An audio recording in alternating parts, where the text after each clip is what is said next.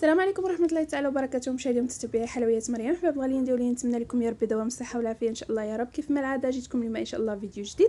فيديو ديال اليوم ان شاء الله نقترح عليكم هكايا مائده افطار اللي غادي تكون بوصفات كلها هي صحيه وكلها هي هكايا زوينه وممتعه. فضلا منكم وليس امرا، ما تبخلوش عليا بلايكات ديالكم، اشتراك في القناه الا كنتيو مازال ما مشتركينش، ايضا ما تبخلوش عليا بلايكات ديالكم والتشجيعات ديالكم والبارطاج ديال الفيديو مع احبابكم وصحابكم وفي مواقعكم التواصليه. كيف شفتوا معايا غنحضر معكم فطائر كعب غزال، وايضا غنقترح عليكم تحليه اللي غادي تكون صحيه ايضا بطبوط صغير حريره، وايضا غادي نحضر معكم كاب كيك اللي غادي يكون بدون سكر. هادشي كامل ما غاديش نستعمل فيه السكر الابيض بصفه نهائيه. تبعوا معايا لا فيديو باش هكا تعرفوا معايا المكونات ديال هاد الطبيله هذه. مرحبا بكم وفرجه ممتعه. بسم الله على بركه الله. اول شيء غنبدا به هو الحريره ديالي اللي عندي ليها قطعات ديال اللحم، عندي حبه صغيره ديال البصل، عندي هكا واحد العديم ديال اللحم، عندي ايضا قزبر معدنوس وكرافس، وعندي ايضا الحمص اللي كنكون مرطباه ليله كامله من قبل. في طنجره ديال الضغط كنوضع الحمص، كنوضع داك الطريفات ديال اللحم، هذاك العديم ديال اللحم، وكنوضع هذيك الحبه ديال البصل الصغيره. ايضا هنايا عندي قياس ديال واحد 3 المعالق كبارين ديال القزبر معدنوس وكرافس اللي كنكون مقطعاهم هكا ومجهزاهم من قبل. كتوابل هنايا كنضيفهم عندي السكينجبير، عندي ايضا الخرقوم، عندي الفلفل الاسود، وعندي ايضا الفلفل الاحمر، وبطبيعه الحال الملح اللي ضروريه هكا كنعملوها يعني هكا باش نبننوا هكا الاطباق ديالنا. غندير كميه صغيره هكا ديال الزيت النباتيه، ما غاديش نكثر، فقط هانتوما شفتوا معايا يعني تقريبا واحد نصف ملعقه كبيره. وغادي نضيف الماء الكافي اللي غادي يطيب ليا هذاك الحمص هذاك اللحيمات، وغادي نسد على الطنجره ديالي ونخليها تطيب حتى لين تيطيبوا ليا هكايا دوك الطريفات ديال اللحم وكيطيب ليا داك الحمص. مباشره هنا كنضيف ليها الماء الساخن اللي كنكون هكا مسخناه من قبل، ماشي ضروري غير وكان هكا باش كنسرع الطهي ديالها. وكنضيف الصلصه ديال الطماطم اللي كتكون فريش اللي كنوجدها هكايا، ملعقه كبيره ممتلئه جيدا ديال الصلصه ديال الطماطم المركزه. وبطبيعه الحال الكميات راه كترجع على حساب العدد ديال الافراد ديالكم. صافي هنايا كنخليها حتى كتلحق لدرجه الغليان، عاد باش كنضيف لها هنا ضفت لها 3 ديال المعالق كبارين ديال الدقيق اللي خلطتهم هكا مع الماء. وايضا غادي نضيف الفيرميسيل او الشعريه هكايا اللي غادي ندور بها الحريره ديالي.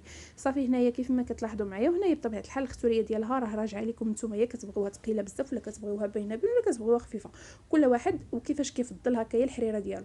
صافي انا غادي نستمر على هذا الشكل هذا، غادي نخليها حتى كيطيب لي هذاك الدقيق مزيان مزيان، وكطيب هذيك الفيرميسيل حتى هي وكتختار لي الحريره ديالي كترجع كريميه وكترجع زوينه. صافي انا هنا غنخلي الحريره ديالي كطيب حتى غادي توجد وتشوفوها معايا واجده ان شاء الله.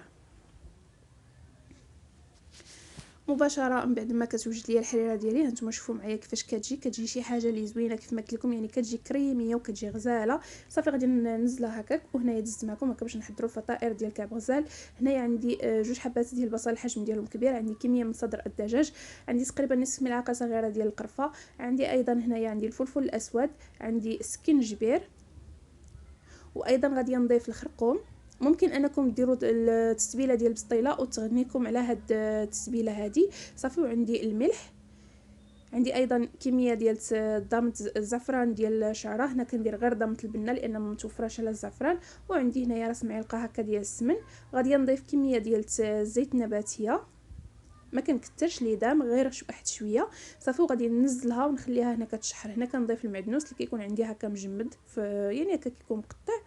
صافي وكنزلها هانتوما شوفوا معايا كندير لها النار مهيله وغادي نخليها تشحر ليا مزيان مزيان. صافي هنا مباشره بعد ما غادي تشحر ليا مزيان مزيان هانتوما شوفوا معايا هنا مازال كنخليها حتى كتشحر، كنقص ليها النار وكنخليها ديك البصل يطلق داك الماء الطبيعي ديالو. صافي هنايا من بعد ما غادي تشحر ليا مزيان كيف ما غادي تلاحظوا معايا غادي نضيف لها كميه ديال المرق هكا اللي غادي يطيب ليا هذاك الصدر ديال الدجاج مع هذوك البصيله اللي انا عملت. شوفوا معايا يعني ما كنكثرش المرق، كيف كتلاحظوا معايا يعني ما كنكثرش المرق غير كميه قليله، وغادي نغطي عليها ونخليها تدبل مزيان مزيان كيف ما غادي تشوفوا معايا. صافي وكنخليها هانتوما شوفوا معايا يعني هنايا ملي كتدبل لكم مزيان مزيان هذيك البصيله ديالكم على عافيه اللي كتكون مهيله بحال الشميعه. كنضيف 2 ديال البيضات يعني وحده بوحده، ما كنضيفهمش بجوج بهم دفعه واحده. كنضيف الاولى وكنخلط مزيان هذيك الحشوه، من بعد كنضيف البيضه الثانيه على هذا الشكل هذا، وغادي نخلطها بطريقه اللي هي سهله بزاف. وغادي نضيف ايضا كميه من اللوز اللي عندي مسلوق ومقلي ومطحون هكايا طحناه. كنضيف منه هكا واحد الكميه وتنخلط مزيان مزيان. هنا انا خلطت اللوز خلطته مع الحشوه لانني باغا نديرهم على شكل فطائر، يعني ما بغيتش ندير طبقه بطبقه. هنا كنضيف كميه هكا ديال القرفه، جاتني هكا النسمه ديالتها ناقصه وضفت هكا كميه واحده اخرى. غادي نضيف ملعقه كبيره ممتلئه جيدا ديال العسل كيف ما كتلاحظوا معايا، يعني ملعقه كبيره هكا ممتلئه جيدا هكا ديال العسل صافي. وغادي نشحرها مزيان مزيان وغادي نخليها جانبا حتى لين تبرد ليا تماما. هاد الحشوه هذه ضروري نخليوها هكا حتى كتبرد تماما. يعني انا هنايا راه كنت كنوجد داكشي، يعني راه غير في المونتاج اللي درت لكم هكا حاجه بحاجه. اما انا فاش كنت كنوجد راه كنت كنوجد داكشي دفعه واحده. هنا دزت هكا باش نحضر معكم لاباط اللي غادي نعمر فيها هذيك الفطائر دوك عفوا ديك الكعبه ديالي. نصف كاس ديال الزيت، نصف كاس ديال الماء، راس المعلقه او ما يعادل 2 ديال الغرامات ديال خميره الحلويات. عندي هنايا ملعقه صغيره ديال السكر ممتلئه جيدا. غادي ندير الملح وغادي نطرب هاد المكونات هادو مزيان غير بالطراب اليدوي. هنا معلقه صغيره ديال الخل. غادي نطرب هاد المكونات مزيان مزيان حتى كيرجع اللون ديالهم ابيض. ضروري هكايا، ممكن انكم ديروهم في الخلاط، ممكن انكم ديروهم في يعني هكا تستعملوا الخلاط اليدوي. مهم ضروري من انكم تخلطوهم هكا حتى كيرجع اللون ديالهم ابيض. عندي هنايا نصف كاس ديال المايزينا ضروريه باش كتحصلوا على واحد العجينه اللي كتكون هشه بزاف وكتجي زوينه بزاف صافي. وهنايا عندي 2 ديال الكيسان. انا هنايا العبارات راه واخداهم بكيسان اللي هما صغارين بالنسبه لكم نتوما. غديروا العبارات يعني راه شفتوا معايا، يعني الكاس اللي عبرت به الزيت هو الكاس اللي عبرت به الماء، هو الكاس اللي عبرت به الدقيق، هو الكاس اللي عبرت به المايزينا صافي. هنا بالنسبه للكاس الثاني ديال الدقيق فانا هكا كنبقى هكا كندخلو بشويه بشويه، ما كنضيفش الدقيق ديالي كامل دفعه واحده.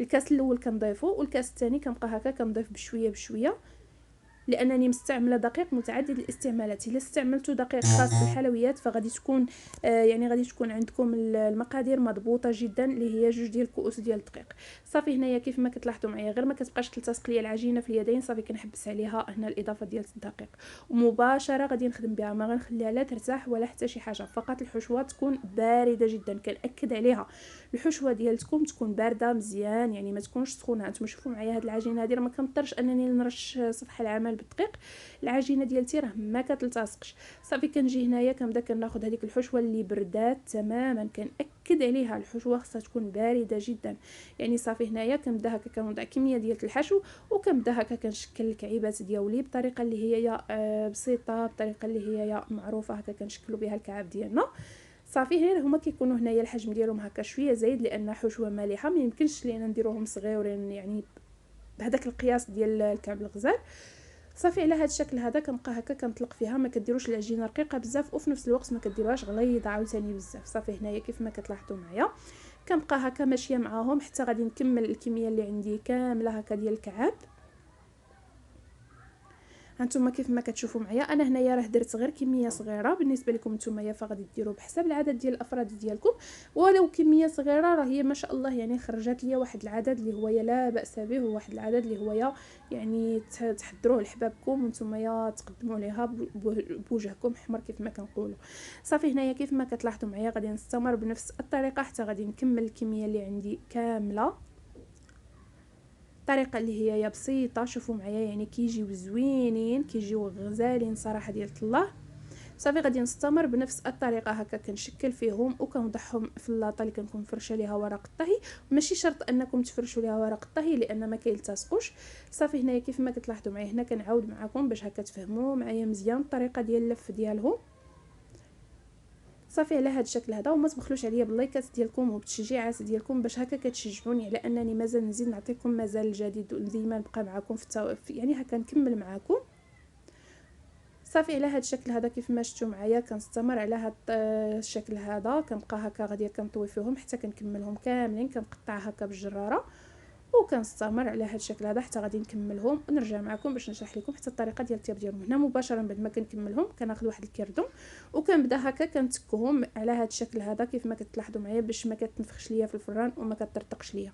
هانتوما شوفوا معايا كيفاش كيجي الشكل ديالهم، كيجيو شي حاجه اللي زوينه بزاف. كندخلهم الفران كيكون النار سخون مزيان، ضروري هكا الفران ديالكم يكون سخون مزيان والنار تكون مرتفعه كي يتحمروا. وكنخرجهم هكايا، غادي ندير لهم هكايا سكر كلاصي مع القرفه او السكر ناعم مع القرفه، وايضا غادي نضيف لهم العسل مع لي زاموند افيلي او رقائق اللوز. والتقديم كيبقى شي حاجه اللي اختياريه، كل واحد غادي يقدم بالطريقه اللي تتناسبو، كل واحد غادي يقدم بالطريقه اللي ترتاح فيها الخاطر ديالو. صافي على هذا الشكل هذا انا غادي نكملهم نزينهم كيف كتلاحظوا معايا. الطريقه اللي هي سهله بزاف، الطريقه اللي هي مبسطه جدا كيف ما كتشوفوا معايا. هنا وحدين اخرين غادي ندهنهم هكا بالعسل. وهنا بالنسبه للعسل راه عسل طبيعي، عسل حر، داكشي علاش قلت لكم يعني وصفات اليوم فكلهم هي وصفات اللي هما صحيين. صافي كنستمر على هذا الشكل هذا، غادي نكمل هكا التزيين ديالهم ونرجع معكم. وهنايا دزت معكم هكا باش نحضروا صينيه ديال الدجاج هكا في الفرن. عندي فخيدات ديال الدجاج وعندي خضار هنايا مشكله، عندي الجزر، عندي البطاطا، عندي البصل، وعندي ايضا الزيتون الاخضر، عندي الحامض المسير. هنا في التتبيله غادي ندير ملعقه كبيره ديال الياغورت بدون سكر، الياغورت المسوس، وغادي نضيف قليل من الخرقوم او الكركم، عندي ايضا سكينجبير، عندي ايضا الفلفل الاحمر، عندي ايضا الفلفل الاسود، الملح، وغادي نضيف ايضا الكمون، وايضا غادي نضيف الكزبره الناشفه او الكزبر اليابس. كنضيف واحد يعني تقريبا هنا واحد الملعقه كبيره ديال الزيت، وغادي نضيف هنايا بعدا غادي نضيف واحد تقريبا واحد ملعقتان كبار ديال الماء. كنخلطها مزيان وكنجي هنايا كنشرمل هذوك الفخيدات ديالي مزيان بهذيك التتبيله، كنحاول انني نرمدهم مزيان. والكميه راه كتبقى اختياريه، يعني هنايا الكميه راه كتبقى على حسب عدد ديال الافراد ديالكم، ماشي شرط انكم يعني تكثروا اولا تقللوا، داكشي راجع لكم. صافي هنا في الصحن ديال الفرن كنجي هنا كنقطع البصل هكا كطبقه اولى، من بعد كنقطع عليه الجزر. هنا راه ما سلقاهم ما حتى شي حاجه، يعني مباشره هنايا كنخدم بهم. عندي ايضا البطاطس على هذا الشكل هذا كيف ما هو موضح قدامكم. كنجي هنا كنزل هذوك الفخيدات ديالي على هذا الشكل هذا. بالنسبه لهذيك التتبيله اللي تتبقى تنضيف لها تقريبا واحد نصف كاس ديال الماء. وهنايا عندي ديك الحبه ديال الطماطم حتى هي تنوزعها على هذا الشكل هذا، من بعد ما تنقطعها هكايا قطع صغيره. كنضيف واحد المزيود ديال الحاره، وكنضيف ايضا الزيتون الاخضر او الزيتون الاحمر على حسب المتوفر، وايضا الحامض المسير. وصافي غادي هذيك بالنسبه لهذيك التتبيله اللي تتبقى غادي ننزلها هكا من الجناب باش هكا طيب ليا هذيك الخضيره ديالي حتى هي طيب ملدده بهذيك التتبيله اللي انايا عملت للدجاج ديالي.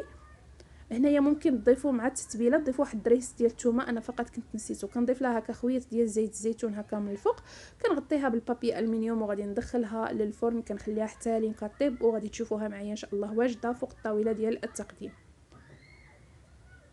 صافي وهنايا غادي ندوزو نحضروا الكاب كيك مع بعض. عندي كميه ديال التمر اللي هي 17 حبه، عندي ايضا بيضه، عندي كيس من خميره الحلويات، ملعقه كبيره ديال الكاكاو المر، نصف كاس ديال الماء العادي جدا، ونصف كاس ديال الزيت. وغادي نحتاج تقريبا واحد الكاس الى كاس وربع حتى الكاس ونصف ديال الدقيق. في اناء كنكسر هذيك البيضه، كنضيف عليها نصف كاس ديال الماء، نصف كاس ديال الزيت على هذا الشكل هذا. كنضيف 17 قطعه ديال التمر، وغادي نميكسي هذا الخليط هذا. قريصه ديال الملح اللي هي ضروريه، غادي نميكسي هذا الخليط هذا مزيان مزيان حتى غادي تستحل ليا. مباشره بعد ما كيتستحل الخليط راه كيكون هكا ثقيل، كنفرغوه هكايا في واحد الاناء. وغادي نضيف كيس من خميره الحلويات، وغادي نضيف ملعقه كبيره ديال الكاكاو المر، وكنبدا نضيف الدقيق هكا بالتدريج للخليط وانا هكا تنخفق فيه. انا هنايا مستعمله درت غير نصف المقادير، بالنسبه لكم نتوما ممكن انكم ديروا يعني تضاعفوا المقادير وتخرجوا هكا الكميه اللي بغيتو. ممكن انكم ديروا النصف ديال الحلاوه تكون يعني هكا بالتمر، ونصف الاخر يكون بالعسل او لا بالسكر الا كنتو كتفضلوا السكر. صافي على هذا الشكل هذا كنستمر بهذه الطريقه هذه كنخلط فيها. الخليط هنا كيكون ثقيل شويه، ما كيكونش خليط اللي هو خفيف. شوفوا معايا القوام ديال الخليط ديالي كيفاش تيكون. صافي هنايا نحاول انني نتاكد انها تخلط ليا مزيان، وما فيها باس اننا ملي نطحنوا التمر ما نطحنوش مزيان مزيان باش هكا كيبقاو لينا دوك القطع ديال التمر كيجيو زوينين. كنفرغهم هكا في لي كاب كيك وكنوزعهم. هنا خرجوا ليا 7 ديال الحبات صافي، وكندير لهم هكا لي زاموند افيلي هكا من الفوق، وكندخلهم الفران اللي كيكون مسخن حتى لين كيطيبوا ليا. بطبيعه الحال كنختبروهم من الوسط بواحد السكين، شوفوا معايا شحال كيجيو طريين وكيجيو خفاف كيجيو زوينين بزاف. فقط جربوهم وردوا عليا الخبر بدون سكر وراه كيجيو حلوين. وهنايا دزت معكم هكا باش نحضروا البطبوط ديالنا. اللي عندي هنا كميه ديال الخس، عندي حبه ديال الجزر هكا محكوكه، عندي كميه ديال الزيتون الاخضر مقطع، وايضا عندي حبه ديال الطماطم اللي يعني مقشره ومقطعه، عندي تقريبا واحد الملعقه كبيره ديال المايس اولا الذره المعلبه صافي، وعندي واحد نتيفه ديال البصله. هانتوما غادي تشوفوا الكميه اللي غادي ندير لان ما كتكثروش منها لانها كتمرر لكم من بعد. صافي هنايا كنضيف كميه ديال الطونه، هنا الطون يكون بالزيت صافي. شوفوا معايا البصل، يعني ما تحاولوش انكم تكثروا، يعني غير كميه قليله باش ما تخسرش لكم الحشوه ديالتكم. هنا كنضيف تقريبا واحد ملعقه كبيره مع مراش ديال المايونيز، وايضا الملح والفلفل الاسود اللي هما ضروريين هكا باش كنكهوا الحشوه ديالتنا. غادي نخلطها مزيان مزيان. هذه كتبقى كحشوه بارده سريعه هكا كتحضروها به فيه صافي. هنايا دغيا دغيا هكا كتوجد. كنبدا هكا كنعمرها هكا في البطيبطات ديالي وكننزلهم هكايا جانبا. وكيف ما قلت لكم يعني انا راه كنت كنخدم وكان يعني كنخدم حاجه ويدي في حاجه واحده اخرى. اما بالنسبه لكم نتوما يعني فقط المونتاج هكايا اللي حاولت انني نرتب لكم كل حاجه بوحدها باش هكايا اللي بغى شي وصفه يعني هكا يمشي ليها مقصده. هنا دزت معكم هكا باش نحضروا التحليه اللي عندي فيها 300 ملل ديال الحليب، عندي ايضا نصف كاس ديال اللوز هكا مطحون مزيان ومقلي ومطحون، وعندي ايضا هنايا 8 الحبات ديال التمر، وعندي كيس من الفلان ديال الفانيليا. في واحد الاناء كنعمل هذاك التمر، غادي نضيف عليه كميه ديال الحليب فقط باش نطحنو. غادي نطحن هذاك التمر مع الحليب ونرجع معكم. صافي هنا كيف ما كتلاحظوا معايا مباشره كنضيف ليه يعني هنا كنضيف واحد الملعقه كبيره ديال المايزينا باش كتساعد الفلون ديالي على انه يقبض. وهنايا كنجي كنصفي هذاك الخليط اللي عندي ديال العصير اللي درتو هكايا بالتمر. التمر اللي طحنته مع الحليب كنصفيه.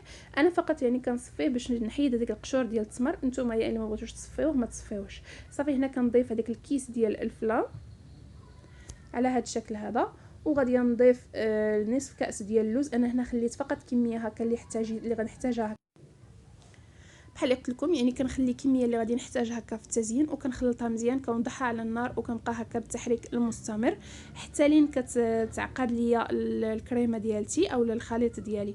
ممكن ديروه في اواني فرديه كيف ما ممكن انكم ديروه بحجم عائلي. صافي هنا كيف ما كتلاحظوا معايا كنخليه حتى كيوصل ليا لدرجه الغليان. ضروري ما كتخليوه حتى لين كيغلى. ها انتم شوفوا معايا يعني حتى كيلحق لدرجه الغليان باش هذيك المايزينا كطيب وما كتبقاش هكايا عاطيه ديك لوغو ديالها. صافي هنايا مباشره انا خيرت هكا انني نديرو في هذا المول هذا. بالنسبه لكم نتوما فديروه في اي مول بغيتو ديروه فيه. ممكن انكم ديروه كيف ما قلت لكم بحصص فرديه في الكؤوس كيجي شي حاجه اللي زوينه بزاف. ممكن انكم تقدموه حتى في لي فيغين كيجي ايضا زوين بزاف.